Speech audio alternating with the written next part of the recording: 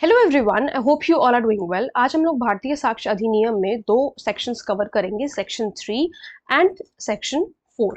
ठीक है, ये दो सेक्शंस आज हम इसमें कवर करेंगे। बिना टाइम वेस्ट करते हुए आगे बढ़ते हैं। मेरी आप लोगों से एक रिक्वेस्ट है कि वीडियो को एंड तक देखिएगा अगर चीज़ें समझनी है तो, क्योंकि बहुत ही ज़्यादा इंपॉर्टेंट सेगमेंट है।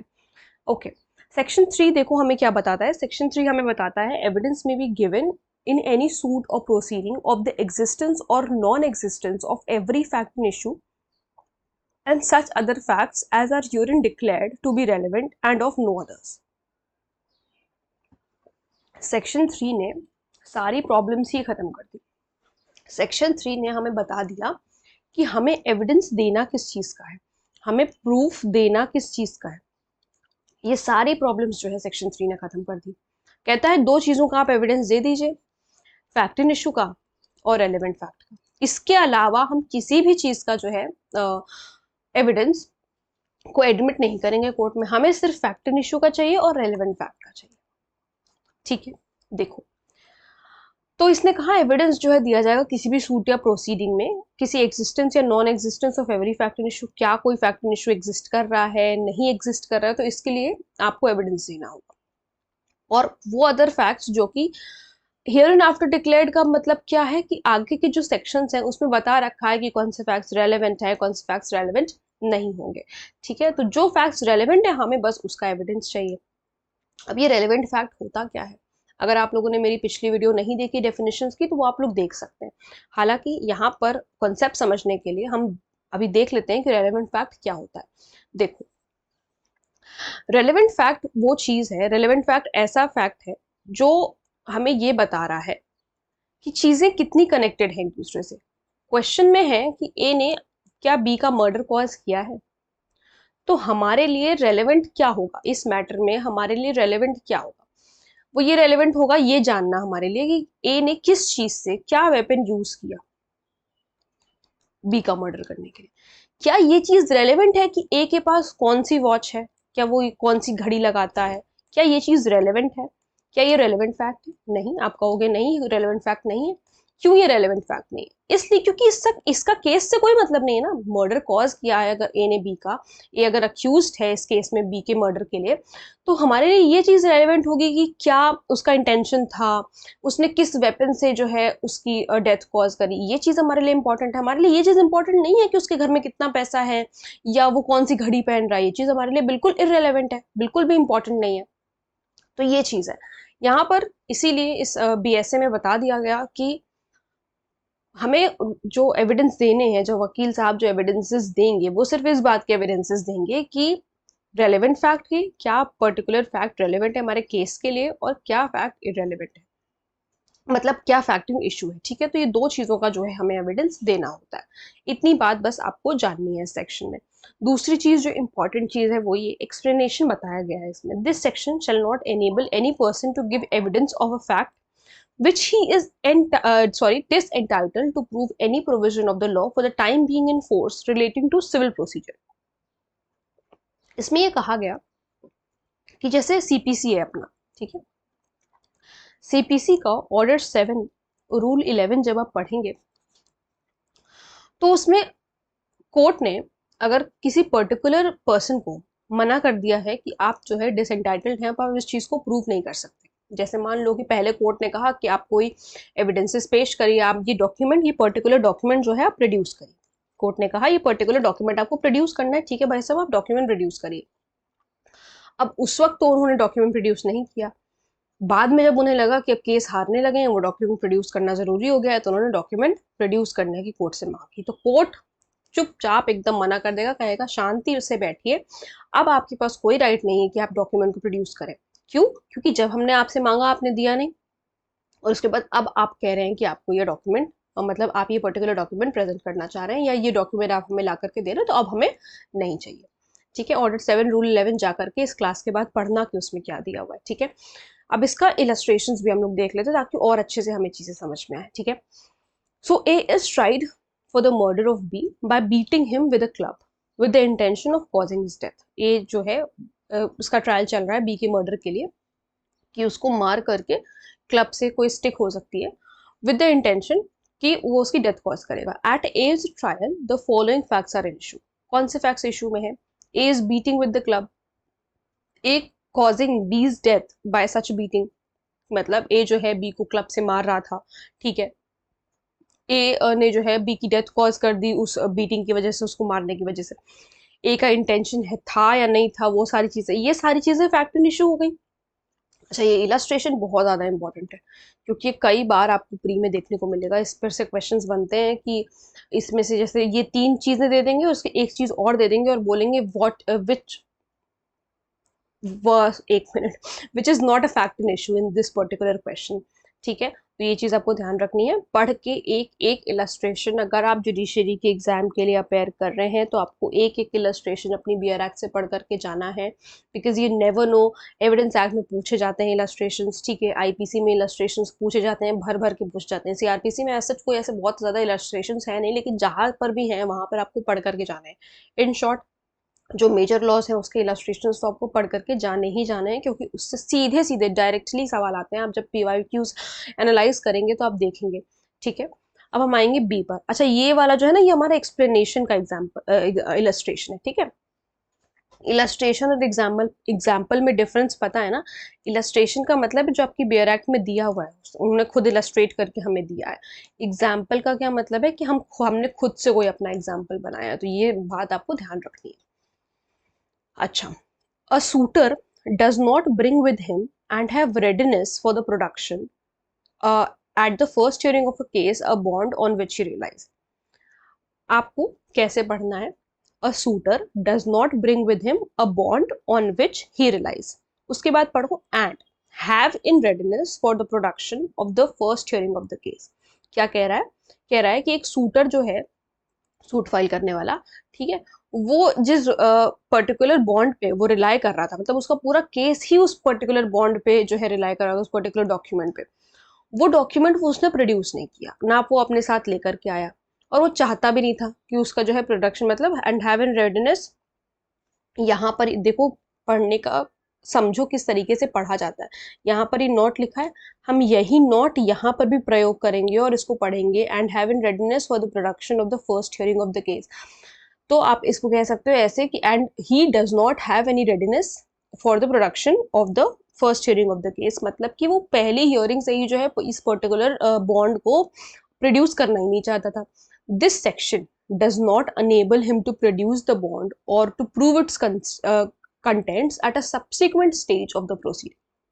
इस सेक्शन ने रोक लगा दी है कि आप अब आगे बॉन्ड, उस बॉन्ड को, पर्टिकुलर बॉन्ड को प्रोड्यूस नहीं कर सकते हो, ना ही उसके कंटेंट्स को ना ही उसके कंटेंट्स को प्रूव कर सकते हो, otherwise done in accordance with the condition prescribed by the CPC, ठीक है। तो जैसा मैंने आप लोगों को एग्जांपल दिया ना अभी, उसी तरह का हमारे पास इलस्ट्रेशन भी है, तो ये आप एक बार पढ़ लेना।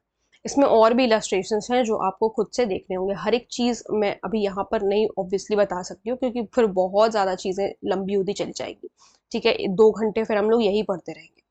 तो इलस्ट्रेशंस आप अपने उस पर देख सकते हो, और अगर कोई प्रॉब्लम है, कोई कहीं डाउट लग रहा है, किसी इलस्ट्रेशन में फंस रहे हो, तो मैं पूरी कोशिश करूंगी कि आपको मैं वो कॉमेंट्स में समझा पाऊँ, ठीक है। सेक्शन 4 देखो क्या बताता है, मतलब कमेंट्स में समझा पाने का मतलब है आपको मुझसे पूछना पड़ेगा कि आप पर्टिकुलर रजिस्ट्रेशन में फंस रहे हो, तो मैं आपको कमेंट्स में उसका जवाब दे दूंगी, ठीक है। अब देखो सेक्शन 4 पहले हमारे सेक्शन 6 था, जो कि हमें रेस्ट जेस्चर के बारे में बताता था। अब ये रेस्ट जेस्चर होता क्या है, और ये बहुत ही ज़्यादा इंपॉर्टेंट प्रिंसिपल है आपके पूरे इंडियन, नहीं, पूरे भारतीय साक्ष्य अधिनियम में, ठीक है। रेस्ट जेस्चर बहुत ही ज़्यादा इंपॉर्टेंट है। पहले देखते हैं कि हमारा सेक्शन क्या कह रहा है। सेक्शन कह रहा है facts which though not in issue are so connected with a fact in issue or a relevant fact as to form of the same as to form part of the same transaction are relevant, whether they occurred at the same time and place or at different times and places. इसने कहा कि ऐसे facts जो कि facts तो हैं, ठीक है, तथ्य तो हैं, लेकिन फैक्ट इन इशू भले नहीं है, उससे कोई फर्क नहीं पड़ता, लेकिन ये इस तरीके से, ये वाले जो फैक्ट्स हैं, ये इस तरीके से कनेक्टेड है फैक्ट इन इशू से, ये इस तरीके से कनेक्टेड है फैक्ट इन इशू से ये सेम ट्रांजैक्शन का पार्ट बन रहे हैं, तो ये सारे जो है फैक्ट्स रेलेवेंट होंगे, वेदर भले ही सेम टाइम पे सेम प्लेस पे हुए हों या डिफरेंट टाइम पे डिफरेंट प्लेस पे हुए हों। इसका एक बहुत ही प्राइम एग्जांपल समझना, ठीक है, ये एग्जाम्पल कहीं दिया नहीं हुआ है, मैं खुद आपको बता रही हूँ, देखो इसलिए मैंने इलस्ट्रेशन नहीं बोला, मैं बार बार कह रही हूँ इलस्ट्रेशन और एग्जाम्पल में डिफरेंस होता है, ठीक है। देखो इसका एक एग्जाम्पल समझो, मान लो कि किसी गाड़ी से किसी बंदे का एक्सीडेंट हो गया, ठीक है। अब वो एक्सीडेंट हो सकता है, गाड़ी इतनी तेज थी, इतना रैशली कोई बंदा जो है ड्राइव कर रहा था, और उसने जो है किसी दूसरे बी पर्सन की अगर उसने डेथ कॉज करी है उस पर्टिकुलर गाड़ी से, तो हो सकता है कि उधर आसपास जो घर हो उन्होंने उतनी तेज सुना हो, उस गाड़ी को जाते हुए सुना हो, या जब वो गाड़ी उस पर्टिकुलर बी पर्सन के ऊपर चढ़ी तो उसे रोते हुए सुना हो। तो ये जो स्पीड है, गाड़ी की जो स्पीड है, कार की जो स्पीड है, और ये जो क्राई है किसका, उस पर्टिकुलर इंजर्ड पर्सन का, ये रेलेवेंट होगा, ये रेलेवेंट होगा। क्यों? क्योंकि ये फैक्ट इशू से कनेक्टेड है। अब आप कहेंगे कैसे कनेक्टेड है? ऐसे कनेक्टेड हैं कि बात तो आखिर में यही है ना कि ये जो बी पर्सन है इसके ऊपर गाड़ी चढ़ाई किसने आखिर, ठीक है, बात तो यही है कि ये जो बी पर्सन है इसके ऊपर गाड़ी किसने चढ़ाई। तो ये जो कार की स्पीड है, किसी ने सुनी कि हाँ साहब हमने तो सुना था कि बहुत तेज स्पीड से कोई कार गई, या कोई बंदा रो रहा था और फिर उसके बाद उसकी डेथ हो गई। तो ये सारी चीजें रेलेवेंट होंगी। अभी जैसे जैसे हम केसेस में आगे बढ़ेंगे तो आपको और चीजें क्लियर होंगी कि क्या मतलब है आखिर में रेस्ट जेस्चर का। पहले तो रेस्ट जेस्चर तो मैंने बोल दिया, अब आपको ये समझना होगा कि रेस्ट जेस्चर का मीनिंग क्या होता है, पहले तो हमें यही पता चले। तो रेस्ट जेस्चर देखो क्या है, थिंग्स सेड और done in the cause of transaction. कोई भी चीज कही गई, बोली गई एक ट्रांजैक्शन में, कोई भी चीज कही गई हो या बोली गई हो एक ट्रांजैक्शन में, हम उसे कहते हैं रेस्ट जेस्चर। अब ट्रांजैक्शन का मतलब क्या होता है? ट्रांजैक्शन ट्रांजैक्शन लिखा हुआ है हर जगह, ट्रांजैक्शन का मतलब क्या होता है? ये ग्रुप ऑफ फैक्ट्स हैं, ये ग्रुप ऑफ फैक्ट्स हैं जो कि कनेक्टेड हैं एक साथ, ठीक है। जिसे हम कह सकते हैं, एक सिंगल नेम दे सकते हैं, referred by a single name.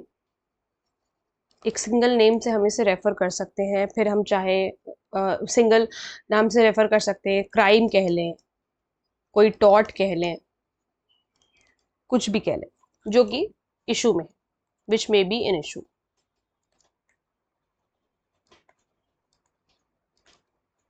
ठीक है, जो कि इशू में है।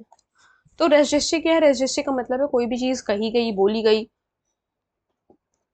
In the cause of transaction, group of facts. अब ये ट्रांजैक्शन क्या है? ये ग्रुप ऑफ फैक्ट्स, एक फैक्ट्स का, तथ्य का एक ग्रुप बना हुआ है जो कि एक दूसरे से इस तरीके से कनेक्टेड है, किसी एक पर्टिकुलर क्राइम का नाम दे रहा है, टॉट, या फिर एक पर्टिकुलर टॉट है जो कि इशू में, जिस बात पर लड़ाई चल रही है आखिर में, वो चीज है, ठीक है। अब इसको एक एग्जाम्पल से समझो, अभी ऐसे समझ में नहीं आया होगा मुझे पता है, हमने ट्रांजैक्शन देख तो लिया, लेकिन क्या है ये, इसको एक एग्जाम्पल से समझते हैं। मान लो कि ए का इंटेंट था, ठीक है, रॉबरी कमिट करने का बैंक में। बहुत ध्यान से समझना है इसे, नहीं तो ट्रांजैक्शन भी नहीं समझ में आएगा कि ट्रांजैक्शन क्या है, ठीक है। और इससे सारी चीजें, ये जो अभी हम लोगों ने पढ़ा ना, ये पूरा सेक्शन आपका भी समझ में आ जाएगा इस पर्टिकुलर एग्जाम्पल से, ठीक है। ए का इंटेंट था रॉबरी कमिट करने का बैंक में, ठीक है। अब उसने क्या किया, एक बाइक बोरो करी, उसके पास बाइक नहीं थी, ठीक है, उसने बाइक बोरो करी, और वेपन्स भी खरीदे या बोरो किए, कुछ भी समझ लो, ठीक। बैंक पहुंचा, बैंक पहुंच गया, जब बैंक पहुंचा तो लोग चिल्लाने लगे, भाई भाई रॉबरी हो रही है, लूटपाट मच रही है, तो लोग चिल्लाने लगे। और जो आसपास के लोग थे उन्होंने सुना भी, and people around the bank heard the people shouting, ठीक है। अब यहाँ पे मैं पी लिख रही हूँ, समझ जाना, ठीक है। हर्ड द पीपल शाउटिंग, आप चाहो तो नोट कर सकते हो अपने जहां पर भी आप नोट्स वगैरह बना रहे हो, तो सिर्फ समझने के लिए। अब यहाँ पर ए ने एक स्टेटमेंट दिया। क्या स्टेटमेंट दिया इन्हें? ए ने कहा कि अगर पैसा मुझे नहीं दिया गया तो मैं तुम सबको मार दूंगा। तो हम इसे लिख सकते हैं, if money is not given to me I will shoot you all. ठीक है, ये ए ने स्टेटमेंट दिया, समझना। ठीक है, ये पर्टिकुलर ए का स्टेटमेंट था। अब जब उसने भाई ऐसी धमकी दे दी तो लोगों ने पैसा उससे दे दिया, उसको पैसा मिल गया और वो भाग गया वहां से। ऑब्वियसली रुकेगा थोड़ी ना, भाग गया। ठीक, अब ए ने एक ट्रांजैक्शन किया। क्या है ये ट्रांजैक्शन? ये वो बैंक वाला ट्रांजैक्शन नहीं है जो हम लोग पैसे का ट्रांजैक्शन करते हैं ना। यहाँ पर ट्रांजैक्शन है क्या? यहाँ पर ट्रांजैक्शन है रॉबरी। क्यों, कैसे पता मैम आपको? ऐसे पता, अभी हम लोगों ने देखा ट्रांजैक्शन क्या होता है। ग्रुप ऑफ फैक्ट्स है जो कि एक साथ कनेक्टेड है, referred by a single name, चाहे आप इसको सिंगल लीगल नेम लिख लो और क्राइम लिख लो। ये क्राइम क्या हो रहा है? यहाँ पर रॉबरी हो रही है, तो हमें पता चल गया कि ये जो ट्रांजैक्शन है ये रॉबरी है। ठीक है, तो उसको ट्राई किया जाएगा इस चीज के लिए। अब क्योंकि उसने ये ट्रांजैक्शन किया है तो उसे ट्राई किया जाएगा, बिल्कुल ट्राई किया जाएगा। जब ए का ट्रायल चल रहा है तो फैक्ट एंड इशू यहां पर क्या है? क्या ए ने रॉबरी कमिट करी है? ये फैक्ट एंड इशू है, सबसे पहला फैक्ट एंड इशू। सबसे बड़ी बात तो यही है। तो जो फैक्ट्स आपस में कनेक्टेड हैं, जो फैक्ट्स आपस में कनेक्टेड हैं वो सारे रेलेवेंट होंगे। क्यों? क्या फैक्ट्स कनेक्टेड हैं, क्यों वो रेलेवेंट होंगे? भाई उसने सारी प्रिपरेशन करी, पहले तो उसने बाइक बोरो करी किसी से, वेपन्स बोरो किए, लोगों ने जो है आसपास चिल्लाते हुए लोगों को सुना बैंक के अंदर कि कुछ हो रहा है। ए ने ये भी एक सेम सेम ट्रांजैक्शन का हिस्सा है। ए ने कहा कि तुम लोग मुझे पैसे दे दो वरना मैं तुम सबको मार दूंगा, है ना, सेम ट्रांजैक्शन का हिस्सा ही। तो उसके बाद उसको पैसा मिला और वो वहां से भाग गया। तो ये सारी चीजें क्या फॉर्म कर रही है? ये जो सारे फैक्ट्स हमें यहाँ पर पता चल रहे हैं, देखना, ध्यान से समझना कि ये जो सारे फैक्ट्स हैं, जस्ट अ मिनट,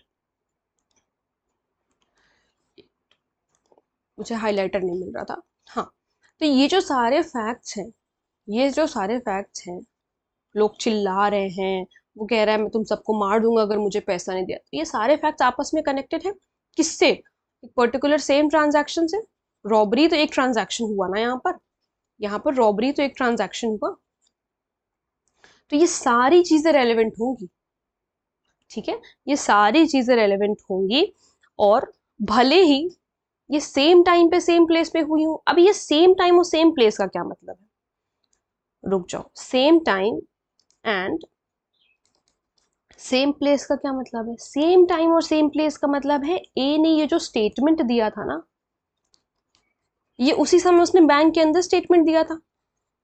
ठीक, तो ये तो तब के लिए रेलेवेंट हो गया। डिफरेंट टाइम डिफरेंट प्लेस का क्या मतलब है? भाई जब वो चाह रहा था कि हमें जो है रॉबरी कमिट करनी है, तो उसने क्या किया? बाइक बोरो करी है, बाइक बोरो करी है और वेपन्स बोरो किए हैं। तो ये डिफरेंट टाइम पे डिफरेंट प्लेस पे हो गया। मतलब सेम टाइम सेम प्लेस का मतलब है कि मौका वारदात पे कोई पर्टिकुलर चीज हुई है तो वो भी हम मानेंगे रेलेवेंट है। और डिफरेंट टाइम पे, भले ही उस वक्त नहीं, उससे पहले अगर उसने पर्टिकुलर ट्रांजैक्शन को, पर्टिकुलर क्राइम को जो है अंजाम देने के लिए उससे पहले अगर उसने कुछ प्रिपरेशन करी है, तो वो पर्टिकुलर चीज भी रेलेवेंट होगी अंडर सेक्शन 4 ऑफ BSc। ठीक है, तो उम्मीद है कि आप लोगों को ये चीज समझ में आई होगी। इतना ही है बस हमारा सेक्शन 4, जो कि हमें रेस्ट एस्टे के बारे में बताता है।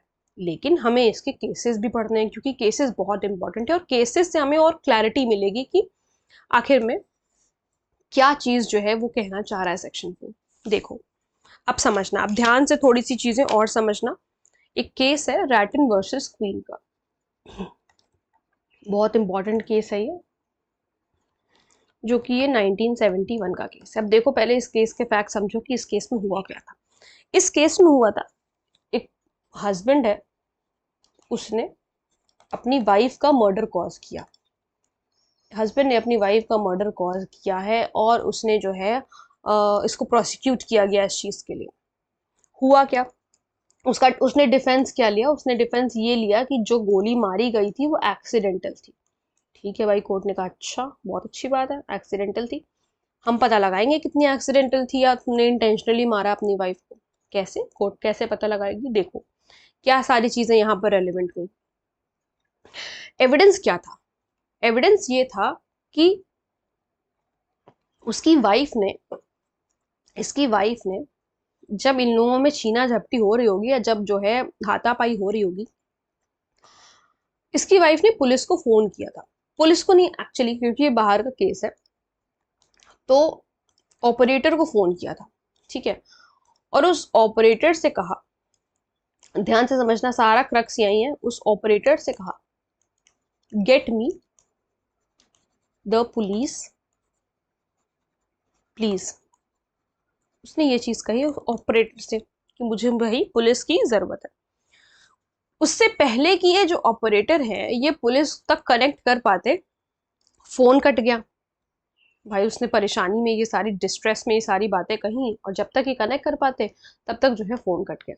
लेकिन पुलिस किसी भी तरीके से जो है इनके घर पे पहुंच गई और उसको एक डेड वुमेन वहां पर मिली, यानी कि उसकी वाइफ का तब तक मर्डर हो चुका था। अब ये रेलेवेंट है, कैसे रेलेवेंट है, क्योंकि ये जो कॉल आया था ऑपरेटर के पास, जो भी उसने बोला, ये सारी चीजें हो रही हैं एक सेम ट्रांजैक्शन में हो रही हैं। ये जो कॉल उसने किया डिस्ट्रेस में, ये क्या शो कर रहा है, ये शो कर रहा है कि ये जो उसने शूटिंग करी है, मतलब शूटिंग मतलब वो वाली शूटिंग नहीं, शूटिंग मतलब गोली चलाना, ये जो शूटिंग हुई है ये इंटेंशनल है और एक्सीडेंटल नहीं है। भाई तुमसे डर करके तुम्हारी वाइफ ने फोन किया पुलिस वालों को, तो ऑब्वियसली एक्सीडेंटल तो होगी नहीं। अगर ये एक्सीडेंट ही होता तो वाई वुड शी कॉल, ठीक है, why would she call in distress, तो ऐसा तो होता नहीं। तो ये चीज ये शो कर रहा है, ये पर्टिकुलर कॉल ने ये पर्टिकुलर चीज प्रूव कर दी कि जो शूटिंग थी वो इंटेंशनल थी। इसीलिए इस पर्टिकुलर केस को जो है कहा जाता है कि यूटिलिटी है ये of the doctrine of res gestae. ठीक है, ये कोर्ट को किसी तरीके से एनेबल कर रहा है कि सारे जो है इसेंशियल एलिमेंट्स यहाँ पर ट्रांजैक्शन में पूरे हुए हैं, जिस तरीके से हमें ये पता चल सके। मतलब सोचो ना कि यहाँ पर ये रेस जेस्चर से ही पूरा केस सॉल्व हुआ है। ठीक है, सेम ट्रांजैक्शन में जो चीजें हुई हैं वो चीज हमें पता चली, किससे, इस कॉल से। ठीक है, अब हम आगे बढ़ेंगे, एक और केस है जो हमारे लिए इंपॉर्टेंट हो जाता है। एक तो है पहले तो आर वर्सेस फॉस्टर का केस, पहले वो देख लो क्योंकि वो बहुत ज्यादा इंपॉर्टेंट केस है। ठीक है, आर वर्सेस फॉस्टर का देखो, आर वर्सेस फॉस्टर में क्या हुआ था। अच्छा, यहां से थोड़ा सा आपका हियरसे एविडेंस की भी चीजें हैं। देखो हियरसे एविडेंस क्या होता है, जो लोग पहली बार पढ़ रहे हैं उन्हें नहीं पता होगा ऑब्वियसली। हियरसे एविडेंस कही सुनी बात है। ठीक है, आप इसे कही सुनी बात कह सकते हो। मेरी राइटिंग पे मत जाना हिंदी की, ठीक है, कोई बात नहीं। ये कही सुनी बात होती है, मतलब ये एक वीक टाइप ऑफ एविडेंस है, कोर्ट इस पर रिलाई नहीं करती। क्यों मैं ऐसा कह रही हूँ कोर्ट इस पर रिलाई नहीं करती, एक एग्जाम्पल से समझते हैं। मान लो कि ए ने बी से कहा कि सी का मर्डर हुआ है। ठीक है, कि सी का मर्डर हुआ है और ये सी का मर्डर तुम्हें पता है डी ने किया है। ठीक, बी ने फिर किसी ई पर्सन से कहा कि तुम्हें पता है कि सी का मर्डर हुआ है और डी ने किया। ये कहीं से नहीं बात है। मतलब ए ने कहा कि मैंने देखा है कि जो है डी ने मर्डर किया है सी का, किस तरीके से किया है, मान लो चाकू से किया है, जो भी। ये जो बातें हो रही है ना, कोर्ट इस पे इतनी जल्दी रिलाई नहीं करता है अनलेस कोर्ट सेटिस्फाई हो जाए उस पर्टिकुलर चीज से कि नहीं हियर से एविडेंस में कुछ जान तो है। ठीक है, आपस में आप लोगों ने क्या बात करी है, ये पर्टिकुलर चीज, ये कही सुनी बात कोर्ट में इतनी रिलायबल नहीं होती है, बट इट डिपेंड्स। ठीक है, केस टू केस ये डिफर करता है, कुछ एक्सेप्शंस हैं, जैसे कि रेस जेस्चर बहुत बड़ा एक्सेप्शन है हियर से एविडेंस का।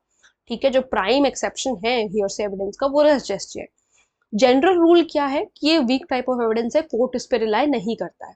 लेकिन एक्सेप्शन क्या है, रेस जेस्चर। और भी कई सारे एक्सेप्शंस हैं, कुछ एक्सेप्शंस हैं और हियर से एविडेंस के जो हम लोग आगे पढ़ेंगे। अभी फिलहाल हमारे लिए रेस जेस्चर इंपॉर्टेंट है। देखो इस केस में क्या हुआ था, क्यों पहले इस वजह से मैंने ये कहानी आप लोगों को क्लियर कर दी है कि ये सारी कहानी है। आर वर्सेस फॉस्टर में क्या हुआ था, देखो देखते हैं कि आर वर्सेस फॉस्टर में आखिर ऐसा क्या हुआ था, और हम इसमें हियरसे एविडेंस की बात क्यों कर रहे हैं। मैंने आप लोगों को, वीडियो शुरू हुई थी तो पता नहीं एग्जाम्पल दिया या नहीं दिया, एक एग्जाम्पल दिया था शायद, चलो अच्छा छोड़ो, उस एग्जाम्पल के बारे में छोड़ो, अभी मुझे याद भी नहीं आ रहा है कि मैंने एग्जाम्पल दिया है कि नहीं दिया। ओके, हो जाता है कभी कभी। आर वर्सेस फॉस्टर 1834 का केस है ये। इसमें जो है, जो पर्टिकुलर प्रिजनर था उसे मैन स्लॉटर के लिए चार्ज किया गया था, मतलब उसने किसी के ऊपर गाड़ी चढ़ा दी थी, ठीक है, उसे मैन स्लॉटर के लिए चार्ज किया गया था। एक विटनेस था इस केस में जिसने गाड़ी को बहुत तेज स्पीड में जाते हुए देखा था, ठीक है, व्हीकल को एक बहुत ही रैपिड स्पीड में जाते हुए देखा था उसने, ठीक है, लेकिन उसने एक्सीडेंट नहीं देखा, ये चीज इंपॉर्टेंट है, but he didn't saw the accident.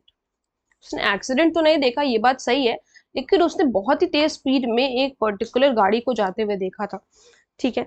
उसके तुरंत बाद, इस पर्टिकुलर चीज के बाद जब उसने गाड़ी को जाते हुए देखा तो इसने किसी इंसान के रोने, किसी बंदे के रोने की आवाज सुनी, एक इंजर्ड पर्सन जो मतलब दर्द में रो रहा है,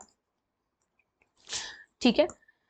इस विटनेस ने उसकी आवाज भी सुनी, तो ये भागा भागा उसके पास पहुंचा कि भाई साहब क्या हुआ आपके साथ, ठीक है। तो उस पर्सन ने बताया कि एक पर्टिकुलर जो है, अच्छा ये डिसीज्ड है, जो पर्सन इंजर्ड था उसकी बाद में डेथ हो गई थी, ठीक है। उस पर्सन ने बताया कि भाई साहब एक गाड़ी ने जो है, एक गाड़ी मतलब मेरे ऊपर किसी पर्सन ने चढ़ा दी। अब कोर्ट ने यहां पर क्या हेल्ड किया, कोर्ट ने ये हेल्ड किया कि what the deceased said at the instant, instant कह लो, इवेंट कह लो, कुछ भी कह लो, as to the cause of accident is clearly admissible, is clearly admissible। क्यों? क्योंकि ये रेस्ट जेस्चर का फॉर्म पार्ट कर रहे हैं ना, फॉर्म पार्ट कर रहे हैं, पार्ट फॉर्म कर रहे हैं, ठीक है। एक पर्टिकुलर ट्रांजैक्शन हुआ है, एक पर्टिकुलर ट्रांजैक्शन हुआ है, क्या हुआ है, मैन स्लॉटर या एक्सीडेंट कह लो, कुछ भी कह लो, ठीक है, ये पर्टिकुलर चीज हुई है। अब इस पर्टिकुलर चीज के बाद किसी पर्सन ने उसको देखा, एक मिनट, हाँ, किसी पर्सन ने उसको देखा, मतलब विटनेस ने एक व्हीकल को जाते हुए देखा, तो ये सेम ट्रांजैक्शन में सारी चीजें हो रही है, ये सेम ट्रांजैक्शन में हो रही है। व्हीकल को एक रैपिड स्पीड पर जाते हुए देखा, उसने एक्सीडेंट नहीं देखा, कोई बात नहीं, उसके तुरंत बाद जो है उसने किसी पर्सन को रोते हुए सुना, उस पर्सन ने उससे खुद कहा कि जो है एक पर्सन ने मेरे ऊपर गाड़ी चला दी, उसके बाद जो है उसकी डेथ हो गई।